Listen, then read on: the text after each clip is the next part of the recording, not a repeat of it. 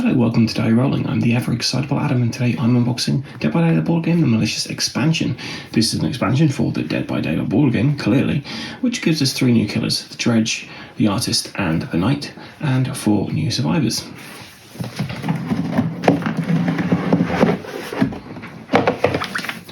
Just a bit of information about all the different level 99 games that are out there.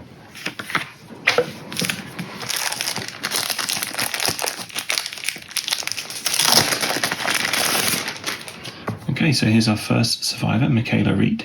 So she has circular healing. After you successfully cleanse a hex token, instead of gaining blood points, a survivor becomes healthy. That's pretty helpful. We have Shadow Step, a boon that conceals the truth. After moving along a path, place the entity on that path. Players cannot move along that path.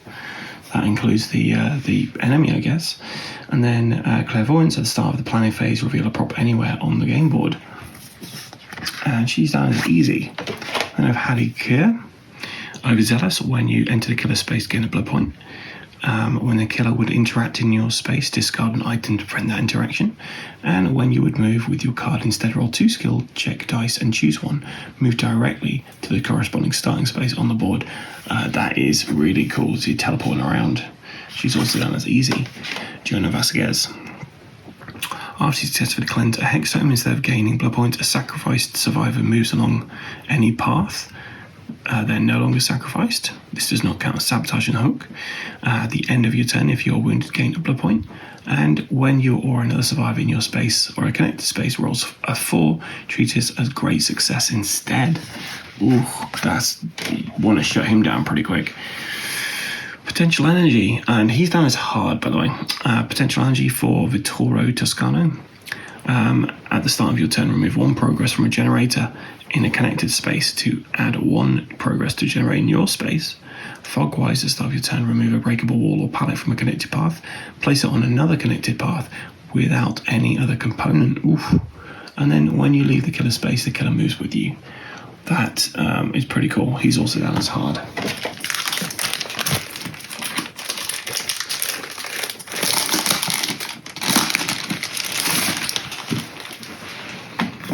Then we have the Dredge. So the Dredge is a manifestation of the dark thoughts of a once vibrant community, able to teleport between lockers and summon an overwhelming darkness. Your direct movement cards let you ignore pallets and paths, but limit the spaces you can enter. Use your power and septic touch to extend your range beyond the starting spaces. So power, Rain of Darkness, choose a survivor in your space or a connected space and look at their hand. Choose and discard a movement card from their hand to move them along that card's path. If they move into your space, you may interact with them. Instead of regular movement cards, you have a set of 6 direct movement cards which correspond to the starting spaces icons on the board. When moving with these cards, you move directly to the corresponding starting space, then interact as normal. Darkness revealed. When you enter a space with an unoccupied locker, do not reveal a prop. Instead, flip that locker face down to move again along any path before interacting. Dissolution. At the start of the planning phase, place a blood point on a path without any other component. Survivors that move along that path become wounded. Remove that blood point from the board at the end of the cleanup. And Septic Touch. After a survivor reveals a non-objective prop in your space or a connected space, remove that prop from the board game. The game board even. So that sounds pretty cool. All fairly low costing as well, just 1 blood point each. And the Dredge is down as hard. All these are hard. The Knight. The Knight is the strategic killer able to send his faithful guards to hunt for survivors and damage objects on the battlefield. Prioritize placing your guards in key prop spaces to control the board early. Once the exit gates are powered, having your guards patrol near the exit gates will make the late game hard for the survivors. Power. Place a guard onto your space or a connected space. You may remove an existing guard to place it instead. Each guard has its own effect. So the Carnifex, at the start of cleanup, remove a revealed altruism or survival prop in the Carnifex space.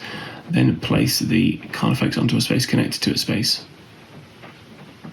The Assassin. When a survivor enters the assassin space, they must roll the danger die. On a failure, that survivor becomes wounded. The Jailer. When a survivor performs a skill check in the same space as the Jailer, they must use the danger die instead. On a failure, remove the Jailer from play and that survivor becomes wounded. Face of Darkness. At the start of your turn, place a guard onto a space or a connected space. You may remove an existing guard to place it instead. So it's the same as the regular power, but cost a blood point. Nowhere to hide. When you search a locker, the survivor in the locker must roll the danger die instead. And Hubris. When a survivor enters your space, they must spend a blood point. If they cannot, that survivor cannot interact this turn. Oof. That's pretty tricky. And then finally we have the Artist. The Artist is a ranged reconnaissance killer able to launch dire crows across the map to reveal and attack survivors. Place your dire crows on spaces around important objectives to predict the survivor's movement. Combine this with the extra sacrifice progress from Grim Embrace to snatch victory. So, Birds of Torment, place a crow or dire crow from your board into any space. If there is a crow or dire crow in your space, gain 1 blood point. Passive, begin the game with 3 dire crows on your player board. You and survivors can interact with dire crows just like crows. At the start of the planning phase, survivors in a space with a dire crow must place their movement cards face up before you or any other survivor. Whenever you remove a crow or dire crow from play, place it on your board. Grim Embrace 3. These are quite expensive. After a survivor sabotages an occupied hook, place a blood point from the supply on the saboteur's board. When the survivor is sacrificed, remove all blood points on their board. Gain a sacrifice progress for each blood point removed this way. Ooh. Pain Resonance. As an interact with an unoccupied hook, a survivor in a connected space becomes wounded. And then Pentimento. After a survivor successfully cleanses a hex token, you gain 2 blood points. So that's the Artist.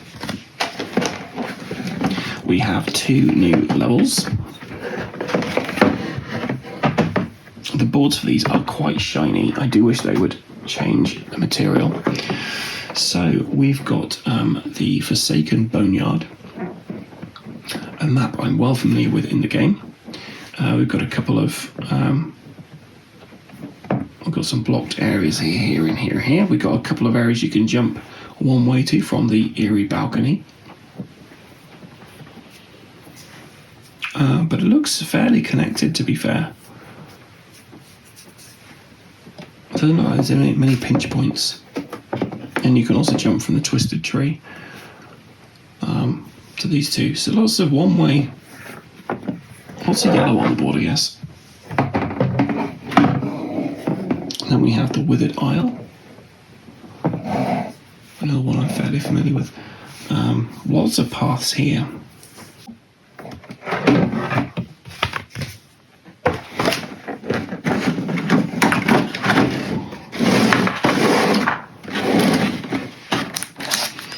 We've got our dire crows.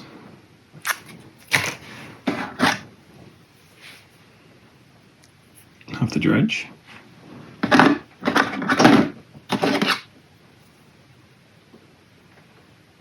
Vitoro.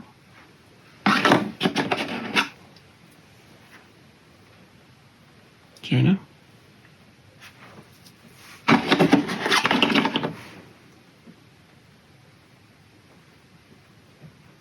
Kayla, Harry,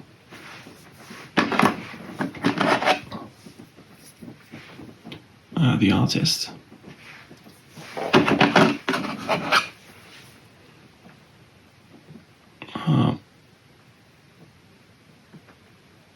there's the Knight, and then we have the different Knight assistants here.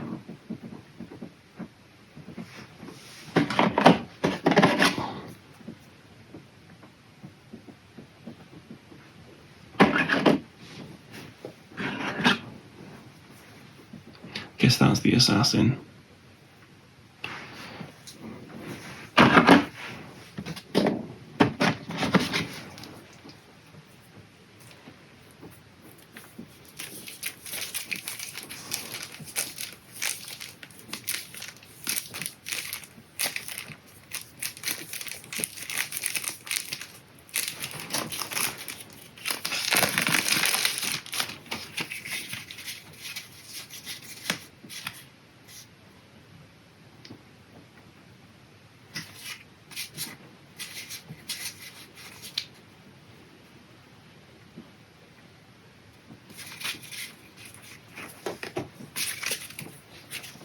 Then we've got a bunch of cards. Clairvoyance, after moving apart. We've got the Shadow Step, we've got Fictive Action, Overcome, Vigil Manifest, Inner Focus, Renewal. the end of any survivor turn, if you successfully healed another survivor or another survivor successfully healed you, take a survivor bonus turn.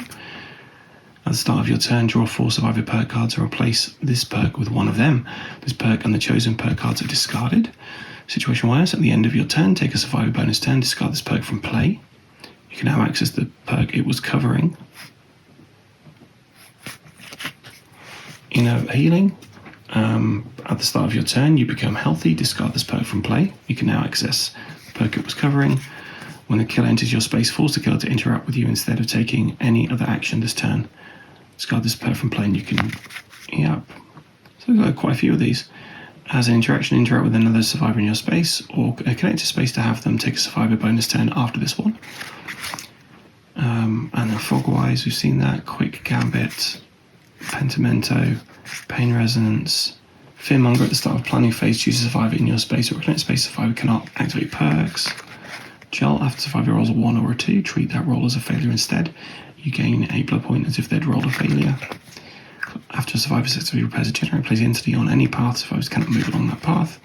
Solution, Septic Touch, Nowhere to Hide, and Hubris. So there's a few additional cards in there from the looks of it.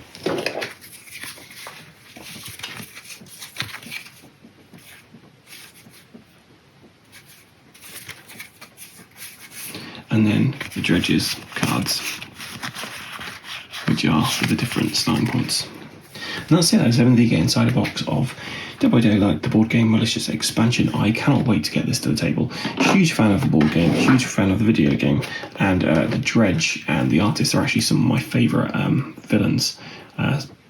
So yeah, favourite killers. Let's see how this goes on the table. If you want to see this on the channel, stay tuned. We'll be doing some videos for each of these killers, and we'll probably use these survivors as well each time and see how we get on. So stay tuned for that.